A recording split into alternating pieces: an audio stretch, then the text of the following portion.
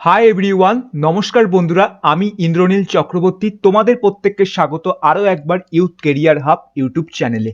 আজকের এই ভিডিওতে আমরা জিকা এক্সাম 2022-এর যে কমপ্লিট সিলেবাসটা যে নতুন এসেছে, যেখানে আমাদের 10টা টপিক আছে, সেই 10টা টপিকের মধ্যে থেকে প্রথম দুটো যে টপিক আমাদের আছে সি প্রোগ্রামিং এবং অবজেক্ট ওরিয়েন্টেড প্রোগ্রামিং, এই দুটো টপিকের মধ্যে থেকে কোনগুলো সব থেকে মোস্ট ইম্পর্টেন্ট টপিক যেগুলো তুমি এখন ভালোভাবে পড়বে, যাতে জিকা এক্সাম 2022-এ এই দুটো টপিক থেকে প্রশ্ন আসলে তুমি অনেক ভালো রেজাল্ট করতে পারো, সেটা নিয়ে আজকের এই ভিডিওটা আমি তোমাদের জন্য বানাচ্ছি। এই ভিডিওর মধ্যে আমি concept plus most important topic C programming এবং অবজেক্ট ওরিয়েন্টেড প্রোগ্রামিং এর বলে দেব, যেগুলো জিকা এক্সাম 2022-এ হয়তো আসতে পারে। এই ভিডিওটা আমি আমার নিজের এক্সপিরিয়েন্স, কারণ এই চ্যানেলে আমি অনেক প্রোগ্রামিং এর ভিডিওস বানিয়েছি, আগামী দিনেও বানাবো। সো আমি আমার নিজের প্রোগ্রামিং এর অভিজ্ঞতা এবং তার পাশাপাশি কিছু অভিজ্ঞ শিক্ষকদের কাছ থেকে পরামর্শ নিয়ে আজকের এই ভিডিওটা বানাচ্ছি। তাই ভিডিওর শুরুতেই আমি তোমাদের ভেরিফাইড করে দিলাম, এই যা যা ইনফরমেশন বলবো এগুলো আমার প্লাস অভিজ্ঞ টিচারদের কাছ থেকে নেওয়া ইনফরমেশন নিয়ে তৈরি করা ভিডিও। সো তোমরা যদি জিকা এক্সাম 2022 প্রিপারেশন শুরু করেছো, তাহলে আজকের এই ভিডিওটা তোমাদের জন্য ভেরি ভেরি ভেরি ইম্পর্টেন্ট। ভিডিওর কোনো অংশকে স্কিপ করবে না, এবং এই যে পুরো যে তুমি যে চিট শিটটা দেখতে পাচ্ছ, যেখানে সমস্ত টপিকগুলো বলেছি, এই চিট শিটের পিডিএফটা যদি তোমাদের চাই, তাহলে প্রত্যেকে কমেন্ট সেকশনে কমেন্ট করবে, প্রত্যেকটা কমেন্টের রিপ্লাইতে আমি এই পিডিএফ এর লিঙ্কটা তোমাদেরকে প্রোভাইড করে দেবো। ভিডিওটা ভালো লাগলে অবশ্যই শেয়ার করবে তোমার সকল বন্ধুদের মধ্যে যারা জিকা এক্সাম দিচ্ছে, এবং বাকি যে সাবজেক্টের টপিকগুলো আছে সেগুলোর ওপরেও আমরা এরকমই ভিডিওস বানাবো। সো অবশ্যই আমাদের চ্যানেলটিকে সাবস্ক্রাইব করে রেখে দাও, তাহলে সমস্ত আপডেট তোমরা সবার আগে পেয়ে যাবে। সো দেখো, এই যে আমাদের কাছে বেসিক্যালি জিকা এক্সামের এই যে স্ট্র্যাটেজিটা আমি দিচ্ছি, এটা কিসের জন্য? এটা হচ্ছে আমাদের জিকা এক্সাম 2022-এর জন্য, যেখানে সাবজেক্ট ওয়াইজ আমরা প্রিপারেশন স্ট্র্যাটেজি দিচ্ছি। আজকের এই ভিডিওতে আমরা সব থেকে প্রথম যে দুটো সাবজেক্ট আছে C programming and object oriented programming, এই দুটোর ওপর কমপ্লিট প্রিপারেশন স্ট্র্যাটেজি দেবো, যে কিভাবে তুমি ভালো করে পড়তে পারবে। সো জিকা এক্সামে কিন্তু আমরা কেউই জানি না যে কোথা থেকে কত টপিক আসবে, কোথা থেকে কোন প্রশ্ন আসবে, এগুলো আমরা কেউ জানি না। জিকা এক্সাম 2022-এর যে সিলেবাসটা আছে, সেই সিলেবাসটা অনেকটাই কিন্তু আমাদের GATE exam and UGC NET এক্সামের সিলেবাসের সঙ্গে কমন। তার মানে এই নয় যে আমাদের গেট এক্সাম বা ইউজিসি নেট এক্সামের মতো প্রচুর ডিফিকাল্ট লেভেলের প্রশ্ন আসবে, আমাদের স্ট্যান্ডার্ড থেকে মডারেট লেভেলের প্রশ্ন আসবে। অবশ্যই এখানে মনে রাখতে হবে, আমাদেরকে কনসেপ্ট ভালো করে জানতে হবে, আমাদের কোনো প্রকারের থিওরি বসে বসে মুখস্থ করার দরকার নেই। সো আমি আগেই রিপিট করছি, কোনো থিওরি তোমাকে মুখস্থ করার দরকার নেই, তোমাকে শুধুমাত্র কনসেপ্টটা ভালো করে বুঝতে হবে। সবার প্রথম আমি সি প্রোগ্রামিং নিয়ে একটু কথা বলবো। সি প্রোগ্রামিং এর ক্ষেত্রে যেরকম তুমি যে জিনিসগুলো ভালো করে জানবে, সেটা হচ্ছে বেসিক অফ সি প্রোগ্রামিংটা একটু ভালো করে পড়বে। এবার তুমি বলবে বেসিকের মধ্যে কি কি? বেসিকের মধ্যে যেমন আমাদের বেসিক অফ সি প্রোগ্রামে লাইক আমাদের ভ্যারিয়েবল আছে, ডেটা টাইপ আছে, সি প্রোগ্রাম কি, history of C program, C কি ধরনের ল্যাঙ্গুয়েজ, সি কে কেন প্রসিডিউরাল ল্যাঙ্গুয়েজ বলা হয়, সি কে কেন mother of all programming language বলা হয়, এই যে বেসিক আইডিয়াগুলো আছে, এই বেসিক আইডিয়াগুলো তোমাকে নিতে হবে সবার প্রথমে। এবং এখানে আবারও বলছি, তোমাকে কিন্তু কোনো কিছু মুখস্থ করার দরকার নেই, তোমাকে কিন্তু সি প্রোগ্রামিং এর হিস্ট্রি মুখস্থ করার দরকার নেই, ভ্যারিয়েবলের ডেফিনেশন কি, ডেটা টাইপের ডেফিনেশন কি, এইসব কিচ্ছু তোমাকে মুখস্থ করার দরকার নেই, কারণ কোনো প্রকারের ব্রড প্রশ্ন তো আসবে না, আসবে শুধুমাত্র এমসিকিউ। তাই যত পরিমাণে এমসিকিউ তোমরা শুরু করবে প্র্যাকটিস, তত তোমাদের বেস্ট হবে প্যাটার্নগুলো ভালো করে বোঝার জন্য, ঠিক আছে? যেমন তুমি ধরো ডেটা টাইপ কত প্রকার, তো আমাদের সি এর মধ্যে যত প্রকারের ডেটা টাইপ আছে, লাইক আমাদের হচ্ছে অ্যারে আছে, লাইক আমাদের ইন্টিজার আছে, আমাদের হচ্ছে ফ্লোট আছে, বুলিয়ান আছে। ইন্টিজারের মধ্যে আবার বিভিন্ন প্রকারের টাইপ আছে, like short integer, long integer. So এই কনসেপ্টগুলো জানতে হবে যে শর্ট ইন্টিজার কি, লং ইন্টিজার কি, কখন আমরা শর্ট ইন্টিজার ইউজ করি, কখন আমরা লং ইন্টিজার ইউজ করি, কখন আমরা ফ্লোট ইউজ করি, বা আমরা কেন বুলিয়ান ইউজ করছি, বুলিয়ান কত প্রকারের হয়ে থাকে, ইন্টিজার ইউজ করার কারণটা কি, আমাদের ক্যারেক্টার ডেটা টাইপ ইউজ করার কারণ কি, ক্যারেক্টারের মধ্যে কত ক্যারেক্টারের বিট কত হয়, ইন্টিজারের বিট কত, ইন্টিজার মেমোরির মধ্যে কতটা মেমোরি স্টোর করে, এই যে বেসিক কনসেপ্টগুলো আছে প্রোগ্রামিং এর, সেইগুলো তোমাকে ভালো করে জানতে হবে। সো এই ক্ষেত্রে তোমার হচ্ছে শুধু বেসিকটা জানতে হবে, তোমাকে কোনো কিছু মুখস্থ করার দরকার নেই, কোনো প্রোগ্রাম প্র্যাকটিস করার দরকার নেই। এখানে কিন্তু তোমাকে কখনো এরকম হবে না যে সি এর মধ্যে একটা প্রোগ্রাম দিল, write a C program to find LCM HCF, write a loop to find first n natural number. এই সমস্ত প্রোগ্রাম কিন্তু কেউ দেবে না তোমাকে। যদি প্রোগ্রাম প্রশ্নে দেয়ও, তাহলে সেই প্রোগ্রামগুলো খুবই বেসিক লেভেলের প্রোগ্রাম হবে, যেগুলো খুব সহজেই তুমি সলভ করতে পারবে। কিন্তু বড় বড় লেভেলের প্রোগ্রামিং এর কোশ্চেন বা কোডিং এর কোশ্চেন কিন্তু আসবে না, আসবে হচ্ছে শুধুমাত্র কনসেপ্ট ওরিয়েন্টেড প্রশ্ন, সেটা ভালো করে তুমি জানবে, ঠিক আছে।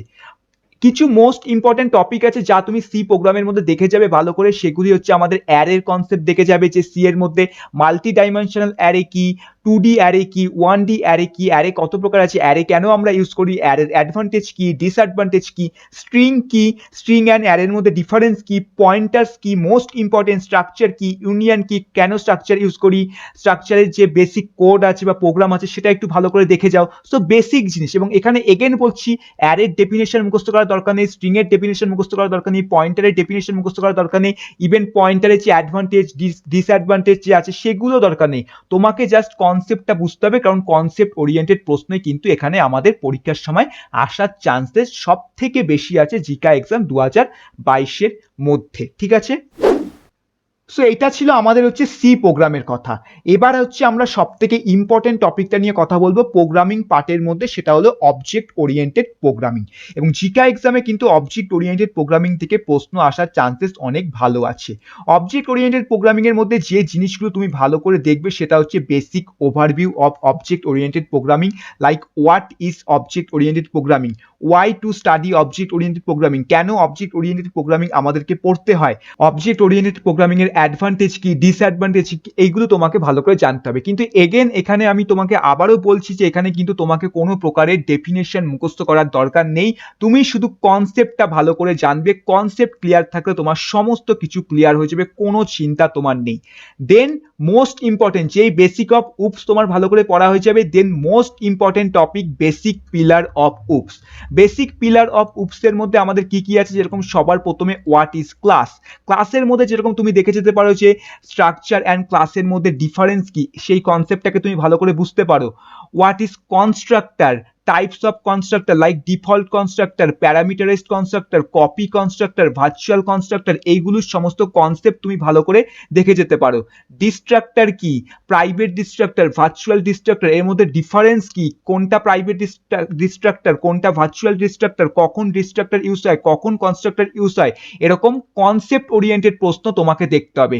তারপর হচ্ছে অবজেক্ট কি, ক্লাস ভার্সেস অবজেক্টের মধ্যে ডিফারেন্স কি, মোস্ট ইম্পর্টেন্ট টপিক কিন্তু অবজেক্ট ওরিয়েন্টেড প্রোগ্রামিং। ম্যাক্সিমাম প্রশ্ন তুমি অবজেক্ট ওরিয়েন্টেড প্রোগ্রামিং এর মধ্যে কিন্তু এই ক্লাস, অবজেক্ট আর এই যে আমাদের আছে এই যে ফিউচার অফ উপস, এখান থেকেই কিন্তু বেশি পরিমাণে প্রশ্ন তুমি কিন্তু আশা করতে পারবে জিকা এক্সামের মধ্যে, কারণ যে কোনো প্রকার কম্পিটিটিভ এক্সামে উপসের থেকে প্রশ্ন কিন্তু class, object and features of OOPS থেকেই কিন্তু বেশি আসে।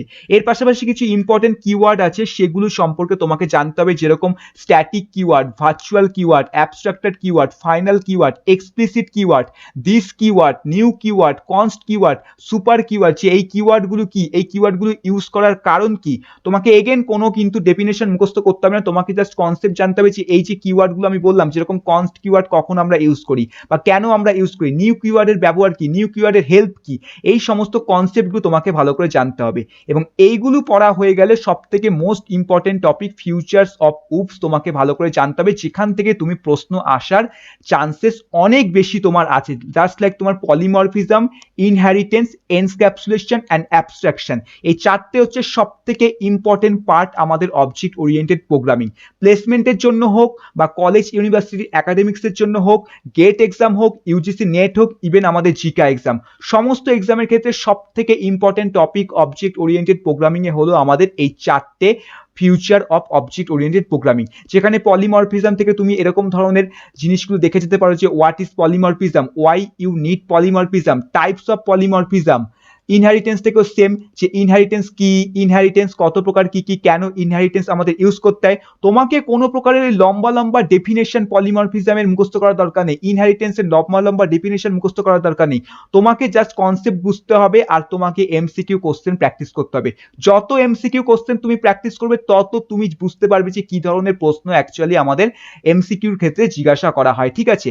এনক্যাপসুলেশন কি, যেমন এনক্যাপসুলেশনের অ্যাডভান্টেজ কি, কেন এনক্যাপসুলেশন দরকার পড়ে, কেন আমাদের এনক্যাপসুলেশন ইউজ করতে হয়, এই ধরনের জিনিস আমাদের জানতে হবে। অ্যাবস্ট্রাকশনের ক্ষেত্রে সেম, যে এনক্যাপসুলেশন এন্ড অ্যাবস্ট্রাকশনের মধ্যে ডিফারেন্স কি, এটা একটু ভালো করে তোমাকে পড়তে হবে, ঠিক আছে, যে ডিফারেন্সটা কি আছে। জাস্ট কনসেপ্ট বুঝবে, মুখস্থ নয়, কনসেপ্ট বুঝবে অ্যান্ড এমসিকিউ প্র্যাকটিস করবে। এমসিকিউর জন্য কিচ্ছু না, জাস্ট গুগলে যাবে এবং লিখবে object oriented programming multiple choice question, দেখবে লিস্ট অফ অনেক ওয়েবসাইট তুমি পেয়ে যাবে যেখান থেকে তুমি খুব সহজেই এমসিকিউ প্র্যাকটিস করতে পারবে। সো এইটা ছিল আমাদের জিকা এক্সামের যে 10খানা সাবজেক্ট আছে তার মধ্যে থেকে প্রথম যে দুটো subject C programming and object oriented programming এর একটা কমপ্লিট স্ট্র্যাটেজি, যে কিভাবে তোমরা C programming and object oriented প্রোগ্রামিংটা ভালো করে পড়তে পারো, কোন কোন টপিকগুলো ইম্পর্টেন্ট, কোথা থেকে প্রশ্ন আসার চান্সেস বেশি আছে তা আমি তোমাকে এখানে ভালো মতো ভাবে বলে দিলাম। এবার তোমার কাজ কি ভিডিওটাকে শেয়ার করা তোমার সকল বন্ধুদের মধ্যে এবং কমেন্ট সেকশনে কমেন্ট করা, যদি এই চিটশিটটা তোমাদের চাই প্রত্যেকটি কমেন্টের আমি রিপ্লাইতে দিয়ে দেবো। এবং ভিডিওটিকে অবশ্যই লাইক করবে, কারণ এত পরিশ্রম করে তোমাদের জন্য ভিডিও বানাচ্ছি, তোমরা অনেকে আছো ভিডিও দেখো কিন্তু যে পরিমাণে ভিউজ আছে সেই পরিমাণে কিন্তু লাইক আসে না, তাই অবশ্যই লাইক করবে, কারণ তোমাদের প্রত্যেক একটি করে লাইক আমার মোটিভেশনকে ইনক্রিজ করে এরকমই ফ্রিতে কন্টেন্টগুলোকে তোমাদের জন্য শেয়ার করতে, ঠিক আছে? সো তোমাদের সঙ্গে দেখাবে নেক্সট ভিডিওতে, যেখানে আমরা আরো একটি জিকা এক্সামের যে সাবজেক্ট আছে সেই সাবজেক্টের উপর এরকমই প্রিপারেশন স্ট্র্যাটেজি ভিডিও বানাবো। সো একদমই চিন্তা করো না, চ্যানেলটিকে সাবস্ক্রাইব করে রেখে দাও, সমস্ত ইনফরমেশন জিকা এক্সামের সবার আগে আমাদের এই চ্যানেলের মধ্যেই তোমরা পাবে।